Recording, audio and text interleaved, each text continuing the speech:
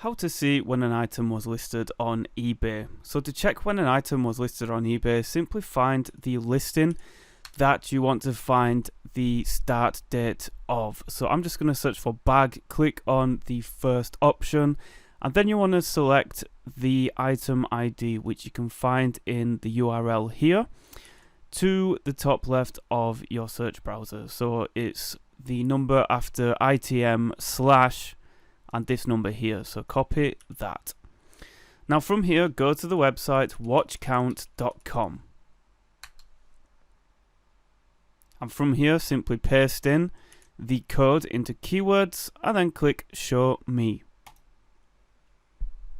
Now that you've done that, you will see the start time right here that says it started on the 30th of January 2024 and it will end on the 29th of February 2024.